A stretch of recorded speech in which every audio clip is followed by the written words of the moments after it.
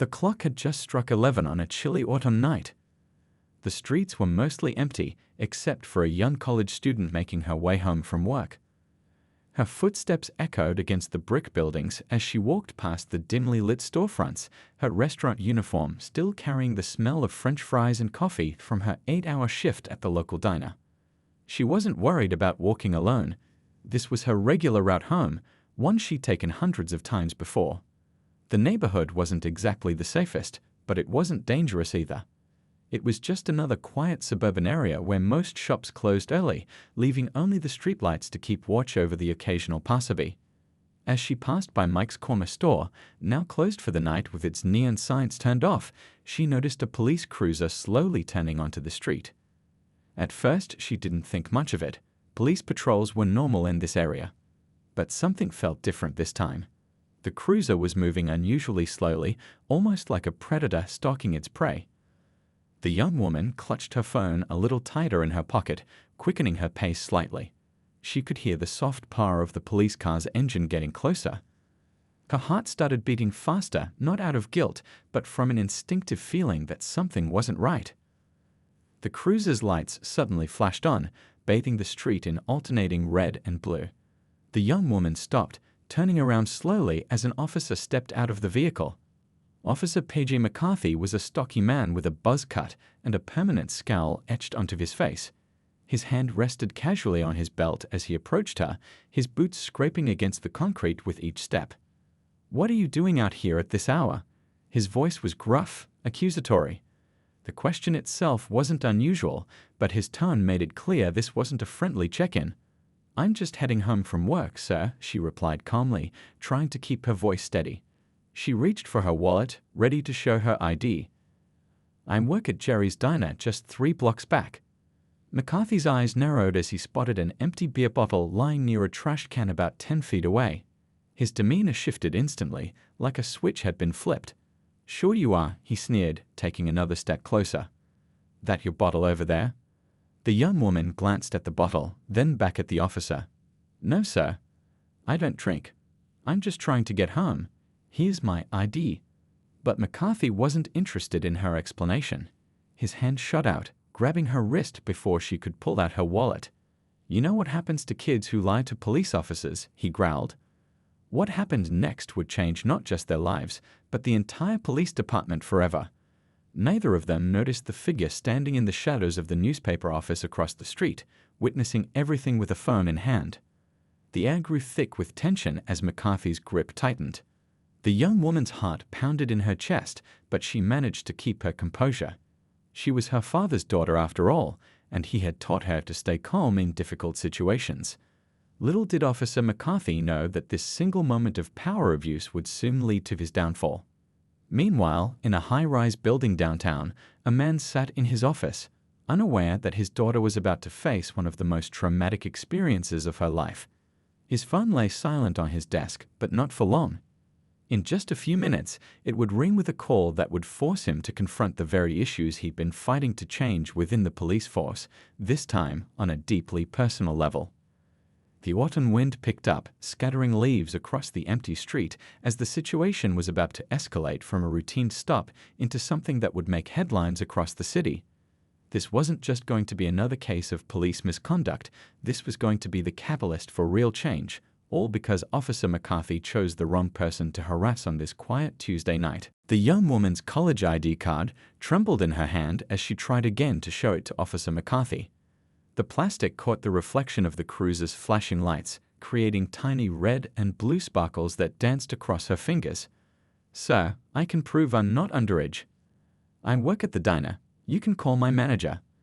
McCarthy cut her off with a dismissive wave of his hand. "You think I haven't heard every excuse in the book?" His voice carried that dangerous edge that some officers get when they've convinced themselves they're dealing with a troublemaker. "I've been on this beat for 15 years. I know what teenagers up to no good look like." The cold night air seemed to grow even colder as McCarthy's grip on her wrist tightened. She could feel her pulse pounding against his fingers, but she fought to keep her voice steady. All those family dinner conversations about dealing with law enforcement were playing through her head. Her father had always said, "Stay calm, stay respectful, but know your rights." "Officer, I understand you're doing your job," she said carefully, "but you're hurting me. I have the right to show you my ID, and I'm trying to do that." Her words were clear and measured, just like her father had taught her. But something in McCarthy's expression told her he wasn't interested in reasonable discussion. He released her wrist only to take a step toward the empty beer bottle lying near the trash can. The glass made a hollow sound as he picked it up, examining it under the harsh streetlight. "Still warm," he muttered, though it was impossible. The bottle had been there for hours, if not days. A few late-night workers in the buildings around them had started to notice the scene unfolding. Faces appeared in windows, then quickly disappeared. Everyone knew better than to get involved, or so they thought. But one person wasn't looking away. In the darkened office building across the street, a local reporter was working late, documenting everything. McCarthy turned back to the young woman, bottle in hand. "Let's do a little test," he said, his voice taking on an almost playful tone that made her stomach turn. "If you haven't been drinking, you won't mind proving it, right?" She took a step back, her shoulder brushing against the cold brick wall behind her. "Sir, this isn't legal. You need probable cause for a breathalyzer, and I've done nothing wrong." Her voice cracked slightly, but she stood her ground. Years of watching her father handle difficult situations had taught her the importance of maintaining composure. The officer's face twisted into something between a smirk and a snarl. "Oh, so now you're a lawyer too." He stepped closer, the empty bottle gripped in his hand like a weapon. "Here's some probable cause. You're out late. There's a beer bottle, and you're giving me attitude. That's 3 strikes." In the distance, a car horn honked, making her jump. McCarthy used that moment of distraction to close the gap between them. The brick wall scraped against her back through her thin work uniform as she tried to maintain some distance. The smell of coffee on her clothes mixed with the sharp scent of McCarthy's aftershave. "Open up," he commanded, raising the bottle. His badge caught the streetlight, number 6847 gleaming like a warning sign she should have seen earlier. "Let's see if you're telling the truth about not drinking." Her hand was already moving, fingers wrapped around her phone in her pocket. She had her father on speed dial, just one long press away. But before she could pull it out, McCarthy grabbed her shoulder with his free hand. Time seemed to slow down. Across the street, a camera lens caught the glint of the bottle in the officer's hand. The reporter's finger hovered over the live button on his phone's streaming app.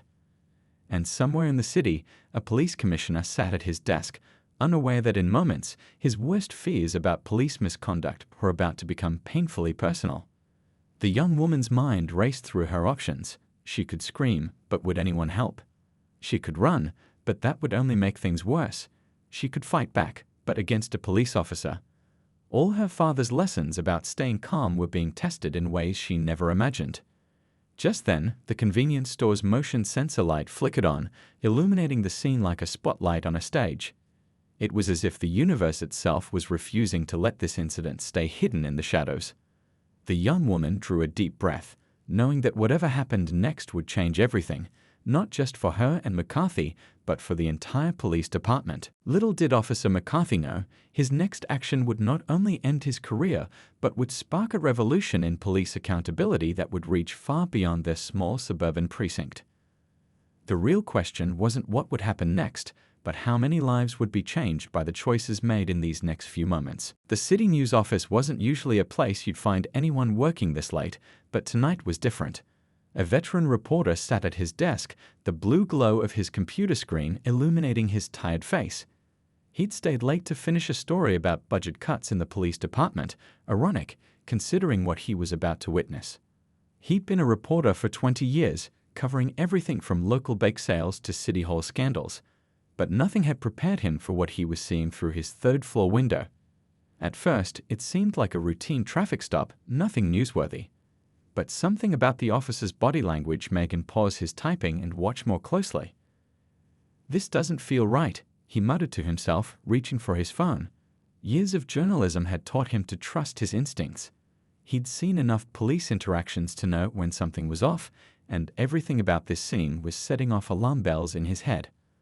The reporter's fingers moved quickly across his phone screen, opening his live streaming app. He'd only used it a few times before, mainly for covering local events.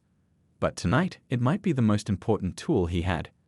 As he pressed the Go Live button, his hands were steady. Years of camera work had taught him how to capture steady footage even in tense situations. "I'm currently witnessing what appears to be a concerning police interaction," he whispered into his phone, keeping his voice professional despite the growing knot in his stomach. Through his phone's camera, he zoomed in carefully, making sure to capture Officer McCarthy's badge number clearly visible under the streetlight. The scene below was like something out of a movie, but this was terrifyingly real. The young woman's work uniform was clearly visible. She was obviously a service worker heading home, just like hundreds of others in the city. The reporter's other hand was already dialing 911, muscle memory from years of covering crime scenes kicking in. 911, what's your emergency? The dispatcher's voice was calm and professional. "This is Robert from the City Times," he responded, keeping his voice steady while maintaining the live stream. "I'm witnessing what appears to be police misconduct at the corner of Pine and 4th Street. Officer badge number 6847 is harassing a young woman. The situation is escalating, and I believe immediate intervention is needed." The reporter's heart pounded as he watched Officer McCarthy grab the beer bottle. Years of covering police brutality cases had taught him the importance of documenting everything. His live stream counter was slowly ticking up, 5 viewers, then 15, then 50. People were starting to tune in. From his vantage point, he could see other witnesses in nearby buildings, their faces pressed against windows, some holding up their phones. But he knew from experience that most of that footage would never surface. People were often too afraid to come forward. That's why his live stream was so crucial. The view counter kept climbing, 100, 200, 500 viewers. Comments started flooding in. "Where is this? Someone call the police. This isn't right." The reporter kept his commentary professional and factual, just as he'd done countless times before. The officer is now attempting to forcibly interact with the young woman using what appears to be a discarded bottle. His police scanner, always kept nearby, crackled to life. Multiple units were responding to his 911 call. But would they arrive in time? The reporter zoomed in further, making sure to capture every detail. The young woman's face showed fear but also determination. Something about her composure seemed unusual for someone in such a situation. Then something happened that made the reporter nearly drop his phone. The young woman managed to pull out her own phone, and through his zoom lens, he caught a glimpse of the name she was calling, "Dad, Commissioner." Suddenly, everything clicked into place. The livestream counter hit 1,000 viewers just as police sirens became audible in the distance. The reporter's hands remained steady, his voice calm as he continued narrating events. 20 years of journalism had prepared him for this moment, though he never imagined he'd be documenting something quite like this. "Ladies and gentlemen," he spoke quietly into his phone, "what we're witnessing here tonight may very well be a turning point for our city's police department. Backup units are arriving now, and I believe we're about to see some significant developments." The sound of approaching sirens grew louder, and red and blue lights began reflecting off the surrounding buildings. The reporter knew that what happened next would be crucial, not just for the young woman and Officer McCarthy, but for the entire city. His live stream had become an unblinking eye of accountability, ensuring that whatever happened next couldn't be swept under the rug or explained away. The screech of police sirens filled the air as 3 patrol cars rounded the corner, their lights painting the street in a chaotic dance of red and blue. Officer McCarthy's head snapped up at the sound, the empty bottle still gripped in his hand. The young woman used this moment of distraction to press the speed dial on her phone, her fingers trembling but determined. In a high-rise office downtown, Police Commissioner Chen was reviewing paperwork about his latest police reform initiatives when his phone buzzed. The screen lit up with his daughter's picture. His first thought was that she was calling to remind him about their weekend lunch plans. But something felt off. She never called this late unless.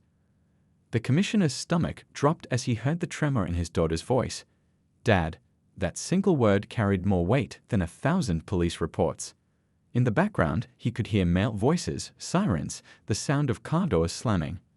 "I'm at Pine and 4th, she managed to say, her voice steadier than she felt. "There's an officer, badge number 6847. The commissioner was already moving, grabbing his coat with one hand while keeping the phone pressed to his ear. He'd spent months pushing for police accountability, creating new training programs, fighting against the very kind of behavior he was now hearing about. But this time, it wasn't just another case file on his desk. This was his daughter. Back at the scene, the first backup officers approached cautiously, taking in the tableau before them. Officer Thompson, a veteran of 15 years, immediately recognized the young woman from the department's family picnic last summer. His face paled as he realized what he was walking into. "Commissioner Chen's daughter," he whispered to his partner, who visibly stiffened at the words. The information rippled through the arriving officers like a shockwave. McCarthy, still holding the bottle, hadn't pieced it together yet.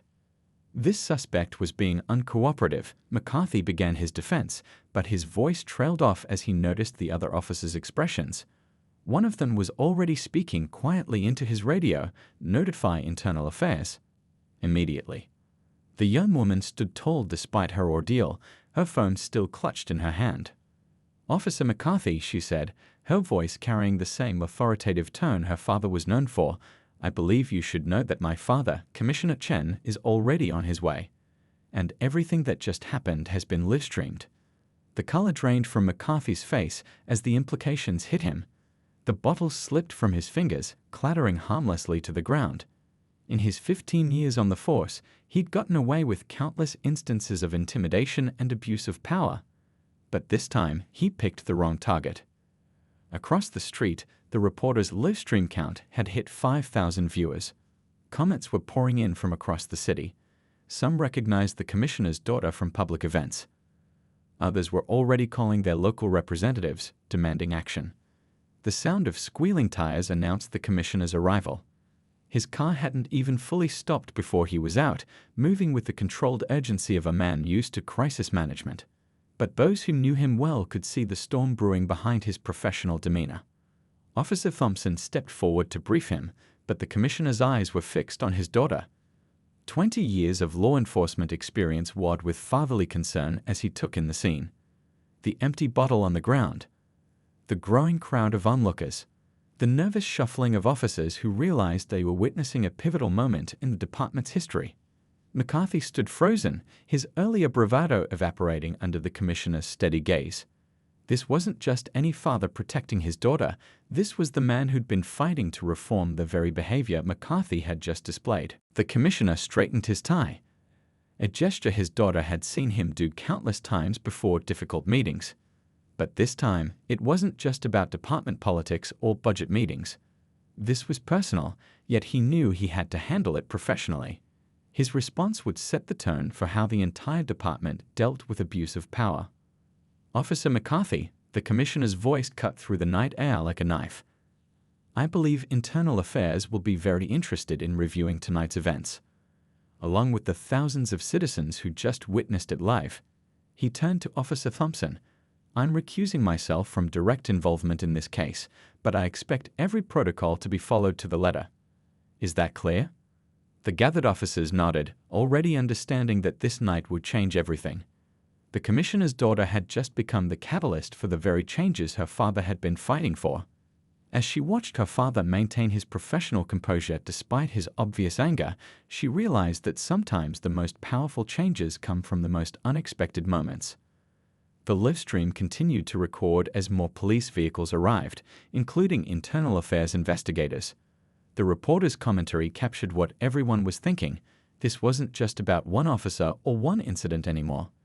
This was the moment when years of unchecked power finally met immovable justice, all because Officer McCarthy never bothered to ask who the young woman in the diner uniform really was. The next hour unfolded like a carefully choreographed dance of law enforcement protocols and procedures. The streetlights cast long shadows as Internal Affairs investigators moved around the scene, their cameras flashing as they documented everything. The commissioner's daughter sat in the back of an unmarked police car, giving her statement to a female detective who wrote down every detail with methodical precision. The commissioner himself stood a careful distance away, maintaining his professional demeanor even as his heart ached to comfort his daughter. He'd spent years building a reputation for fairness and reform, and now he had to prove that he could uphold those principles even when the victim was his own child. His phone hadn't stopped buzzing.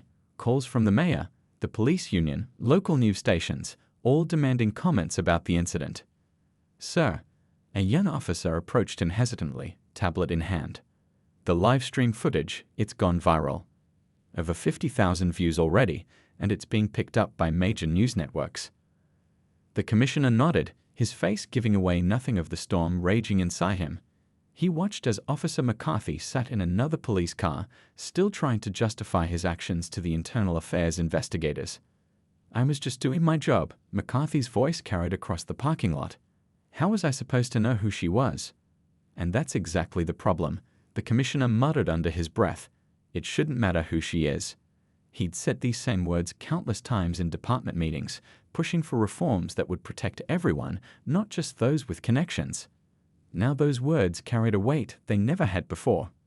Across the street, the reporter who captured everything was giving a live interview to a major news channel. "What we witnessed tonight," he explained, his voice steady, "wasn't just about one officer or one young woman. This was about a system that allowed someone like Officer McCarthy to think his actions were acceptable." The livestream comments were still pouring in by the thousands.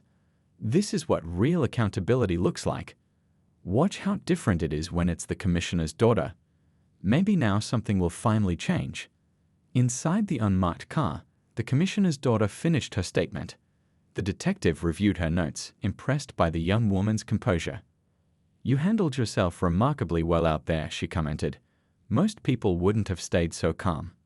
"My father taught me how to handle difficult situations," the young woman replied, her voice tired but firm. "He always said that real change happens when someone stands their ground the right way." She looked out the window at her father, still standing tall despite the late hour, still making sure every protocol was followed correctly. Meanwhile, McCarthy's partner had arrived at the scene, and his face told its own story. He'd known about McCarthy's behavior, had seen the warning signs, but had never spoken up. Now, watching his partner's career implode in real time, he wondered how many other officers were questioning their own silences. The mayor arrived around midnight, her presence underlining the significance of the incident. She huddled with the commissioner and senior officers, their breath visible in the cold night air as they discussed next steps. This wasn't just a departmental issue anymore, it was a citywide moment of reckoning. "We need to get ahead of this," the mayor insisted. "The public needs to see that we take these incidents seriously, regardless of who's involved." The commissioner agreed, but added, "What they need to see is that we take every incident seriously, not just the ones that go viral or involve public officials' families. This has to be a turning point for how we handle all cases of misconduct." As the night wore on, more details emerged about McCarthy's history. Other officers, perhaps inspired by the moment, started coming forward with stories of previous incidents they'd witnessed or heard about. Each revelation confirmed what the commissioner had been saying for months. The problem wasn't just a few bad officers, it was a culture of silence that protected them. The young woman watched it all unfold from her seat in the car, understanding that her terrifying experience was becoming something larger than herself. She saw the gathering crowd of reporters, the social media comments being read aloud, the hushed conversations between officers who suddenly found themselves on the wrong side of change. Around 2 a.m., as the immediate investigation wound down, the commissioner finally approached his daughter. He opened the car door and sat beside her, not as the city's top law enforcement official, but as a father who'd almost seen his worst fears realized. "I'm proud of you," he said simply, his voice thick with emotion. "You stood your ground, you kept your head, and you showed more courage than any officer out there tonight." She leaned against his shoulder, finally allowing herself to feel the full weight of what had happened. "I just did what you taught me," she whispered. "But Dad, what happens now?" The commissioner looked out at the scene, the investigators still documenting evidence, the news vans setting up for morning broadcasts, the social media storm growing by the minute. "Now," he said, "we make sure this never happens to anyone else's daughter, or son, or anyone at all." As father and daughter sat together in the quiet car, the night's events continued to ripple outward. Across the city, other officers on duty were already changing their behavior, aware that any interaction could be their McCarthy moment. In homes and offices, people were sharing the live stream footage, starting conversations about power, accountability, and change. This wasn't the way the commissioner had planned to implement his reforms, but sometimes the most powerful changes come from the most personal places. As the first light of dawn began to touch the sky, it was clear to everyone that the police department would never be quite the same after this night. The Internal Affairs Office buzzed with unusual energy in the days following the incident. Stacks of files covered every available surface as investigators dug deep into Officer McCarthy's 15-year career. What they found painted a disturbing picture that went far beyond one night's confrontation with the commissioner's daughter. "Take a look at this," said the lead investigator, spreading out a timeline on the conference room table. Red pins marked complaints against McCarthy, forming a pattern that should have been obvious years ago. Each pin represented someone who'd tried to speak up, only to have their voice lost in a system that preferred silence to accountability. The livestream video had now reached over 1 million views. News channels played clips of it around the clock, each replay bringing forward more witnesses from McCarthy's past. The phone lines at Internal Affairs rang constantly with people finally feeling brave enough to share their stories. A young mother called about an incident from 2 years ago. McCarthy had threatened her teenage son with arrest for simply sitting on a park bench after school. An elderly shop owner described how McCarthy had demanded free coffee every morning, with hints of consequences if he refused. A college student shared video footage of McCarthy aggressively questioning international students about their visa status outside the library. "How did we miss this?" one investigator asked, adding another pin to the growing timeline. "It was right in front of us the whole time." The answer lay in a system of informal protection that had developed over years. Officers who witnessed McCarthy's behavior had stayed quiet, following an unwritten code of silence. Supervisors had buried complaints in paperwork, marking them as resolved without proper investigation. Even McCarthy's own partner had turned a blind eye, choosing career safety over moral responsibility. But now, with the spotlight of public attention burning away the shadows, that system was crumbling. Officers who had once protected McCarthy began coming forward, their consciences finally outweighing their fear of retaliation. "I saw him do similar things at least twice a month," admitted one patrol officer, his voice shaking as he gave his statement. "We all did, but nobody wanted to be the one to speak up. We told ourselves it wasn't our business, that maybe we didn't see what we thought we saw." The reporter who'd captured the livestream footage provided Internal Affairs with additional video from his phone, showing angles that hadn't been included in the viral clip. Technical experts analyzed every frame, every sound, building an airtight case that couldn't be dismissed or explained away. Meanwhile, in local coffee shops and diners, residents shared their own McCarthy stories. It seemed everyone had either experienced his abuse of power firsthand or knew someone who had. The city's social media channels filled with accounts of similar incidents, creating a digital archive of previously unspoken fears and frustrations. "I never reported it because I didn't think anyone would believe me," said a food delivery driver, describing how McCarthy had followed him for blocks, spotlight trained on his car, for no apparent reason. "Who would take my word over a police officer's?" The investigation expanded beyond McCarthy himself, looking into supervisors who had ignored complaints and fellow officers who had witnessed his behavior. Each interview revealed new layers of complicity, showing how a single officer's misconduct had been enabled by a network of silence and fear. The commissioner's daughter's case file sat at the center of it all, her detailed statement serving as a catalyst for wider reform. She had done what so many others couldn't, stood her ground and made sure the truth came to light. Her father's position had helped, but it was her composure and determination that had turned a potentially tragic incident into a moment of transformation. 2 weeks into the investigation, the team discovered something even more disturbing. McCarthy's personal computer, seized as part of the investigation, contained folders of photos and videos showing similar confrontations with other citizens. He had been keeping trophies of his power trips, never imagining they would one day be used against him. The public reaction to each new revelation was immediate and powerful. Community meetings that usually attracted a handful of residents now filled auditoriums. People shared their stories, demanded change, and most importantly, offered solutions. The wall of silence that had protected officers like McCarthy was being replaced by a wave of civic engagement. Local lawmakers began drafting new legislation requiring mandatory reporting of police misconduct. Officers who had witnessed McCarthy's behavior and stayed silent faced their own investigations. The police union, usually quick to defend its members, found itself navigating new territory as rank-and-file officers increasingly supported reform. The investigation also revealed the subtle ways McCarthy had manipulated the system. He'd deliberately targeted people he thought wouldn't or couldn't fight back: service workers heading home late, students who spoke English as a second language, elderly residents who lived alone. His badge had been a weapon, his authority a shield behind which he'd hidden his actions. But perhaps the most significant discovery wasn't about McCarthy at all. It was about the power of documentation and witness. The reporter's livestream had done more than expose one officer's misconduct. It had shown everyone that silence was a choice and that speaking up could create real change. As the investigation entered its final phase, the team had assembled enough evidence to fill dozens of boxes. Each document, each testimony, each piece of footage told part of a story that was both deeply personal and universally significant. This wasn't just about punishing one officer anymore. It was about changing the culture that had allowed him to operate unchecked for so long.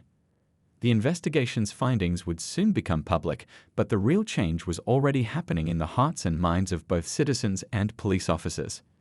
People were learning that accountability wasn't just a word in a policy manual. It was a daily choice that everyone had to make, from the highest-ranking official to the newest recruit on patrol.